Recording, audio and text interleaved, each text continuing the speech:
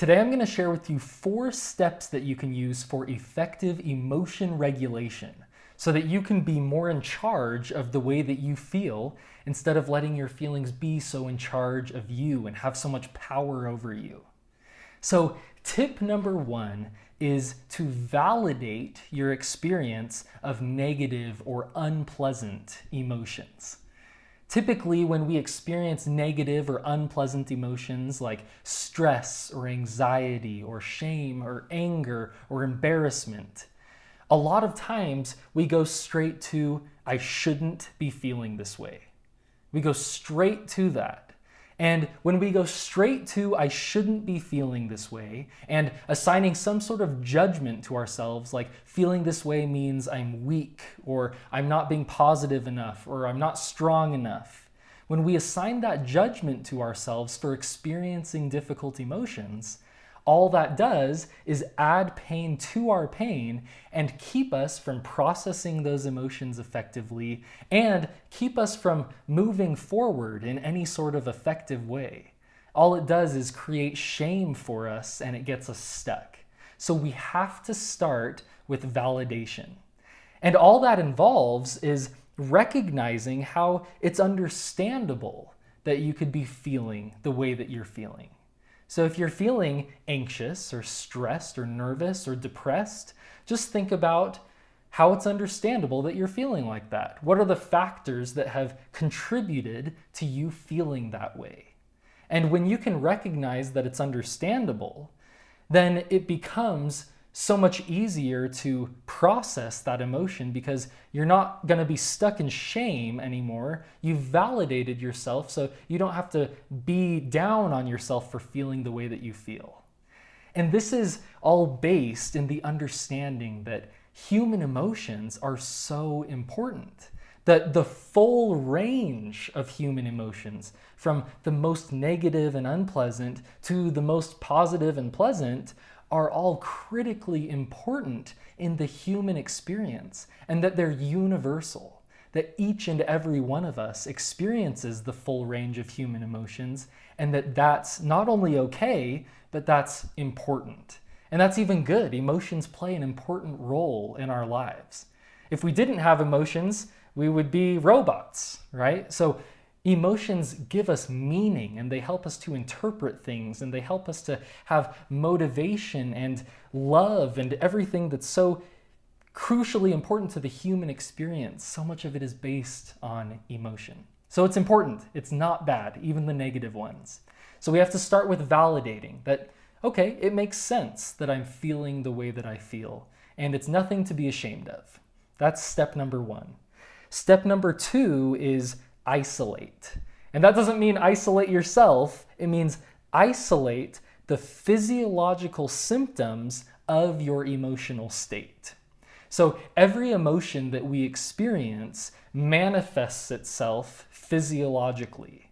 So if you feel anxious or depressed or nervous, or if you feel happy or excited, you feel sensations in your body. That's what an emotion is. It's an energy state and a state of sensations going on in your body.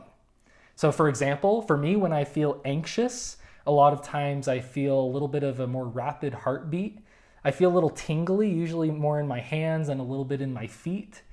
If I'm really nervous, I can get a little sweaty. So those are the physiological symptoms of my anxiety. And when you can isolate those physiological symptoms, basically what happens is this complicated psychological experience of this emotion transforms into a handleable physical experience. It may not be pleasant.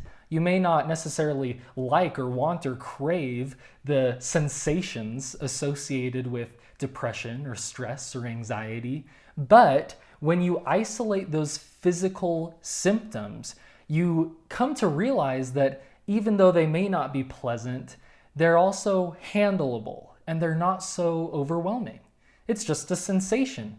It's just a state of energy in your body and a physical feeling in your body. And this disarms your emotional state to a large degree and helps you to be a little bit more in control and kind of neutralize it. Not decrease it, but neutralize the way that it affects you. And that leads then to step number 3, which is disarm. And this is specifically referring now to your thoughts.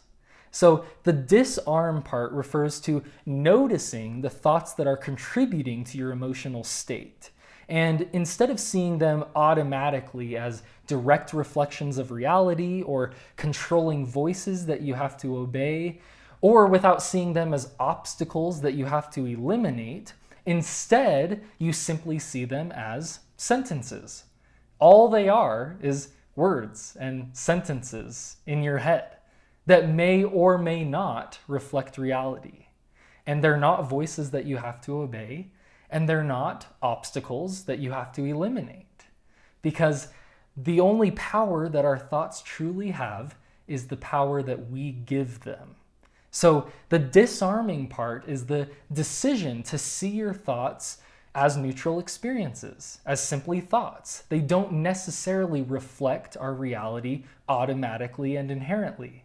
And so we don't have to automatically give power to them. So we can take a mental step back from them and kind of just become a neutral observer of those thoughts so that they don't have so much power.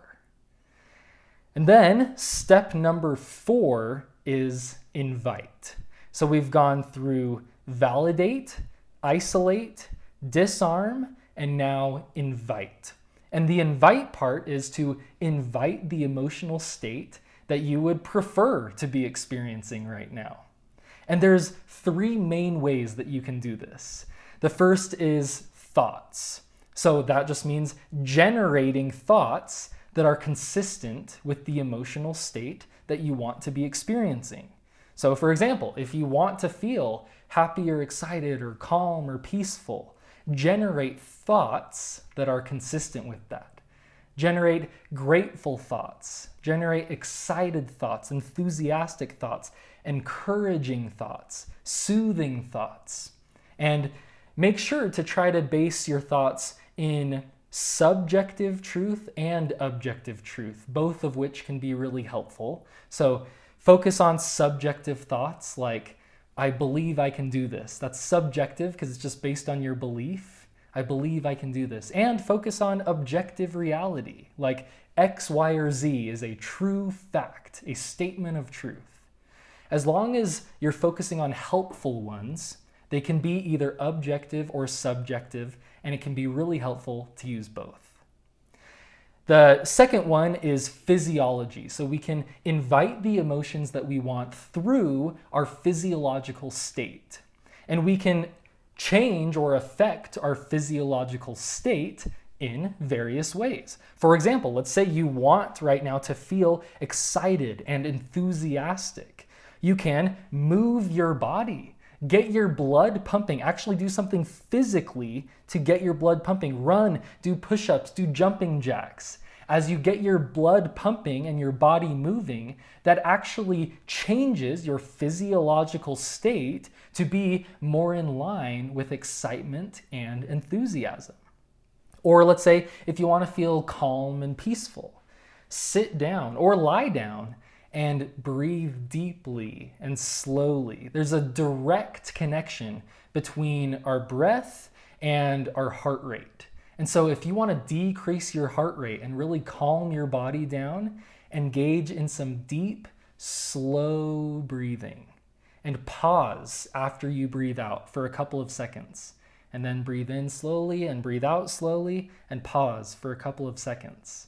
And as you do that, if you have an Apple Watch or anything that can measure your heart rate, you'll see that your heart rate will go down as you breathe deeply and slowly. There's a direct physical connection, and that is directly connected to our emotions. You will feel more calm as you adjust your physiological state in that way. And then if you want to feel confident, for example, adjust your posture, adjust the way that you're carrying yourself. A lot of times when we are in kind of a mode of self-doubt and discouragement, we can kind of slouch or kind of put our head down. So change the way that you're carrying yourself. Change the way that you're holding yourself, and that physiological change can literally change the way that you perceive yourself and the way that you feel. And by the way, in any emotion that you want to be feeling, music can cause a hugely powerful physiological response. If you want to feel calm or if you want to feel excited and pumped, turn on some music that's in accordance with that emotion, and you will create a physiological change in yourself. So music is hugely helpful for that. So we've talked about thoughts and physiology, both very helpful and important for changing our emotional state and inviting the emotions that we want. And then the third way is to engage in value-based action. So take action in accordance with what's genuinely most important to you. Focus on what you will do right now to be your best and happiest self and to maximize your odds of achieving the outcomes that you want. As you move forward in productive action that's in line with your deepest values and in line with your goals, you will be much more likely to feel the way that you want to feel. Action is very therapeutic. And what's so awesome and important about action is that it helps us to live our best life even if the emotional state that we want never comes. Because the truth is that we only have indirect control over our emotional state. We have direct control over what we focus on, and we have direct control over the actions that we intentionally take, but we can't force ourselves to feel any certain way. So sometimes we might be doing everything right. You might be thinking in all the best ways and taking action in all the best ways and still feel down, feel depressed, feel anxious, feel stressed. And that's okay. It's important for us to recognize where our power lies. And we can't just press a button to cause ourselves to automatically feel a certain way. There are factors within us and outside of us that can affect our feelings, no matter what we're doing. So it really is all about this balance of being intentional about your thoughts and your physiology and your value-based actions, and learning to make room for the feelings that are less comfortable, that are unpleasant, that you would rather not be experiencing. We have to learn to make room for those because, again, we only have indirect control over the way that we feel. And because we only have indirect control, when those less pleasant emotions come, if we're not willing to make room for them, then it's just going to cause contention within ourselves and discouragement and frustration about those emotions. So that just adds pain to your pain. So be intentional about striving to invite the emotions that you want. So take charge of what the thoughts that you're focusing on and your physiological state and the value-based actions that you're taking. And at the same time, recognize that your emotional state is not 100% within your control. So also learn to make room for those human emotions that are part of the universal human experience that may not always be so pleasant. And as you learn to do both of those, you'll truly become a master of your emotions. Thank you so much for listening today. I truly appreciate it. Please make sure to share this podcast with 3 friends so that they can benefit from it too. Thanks so much, and let's go be high performing today.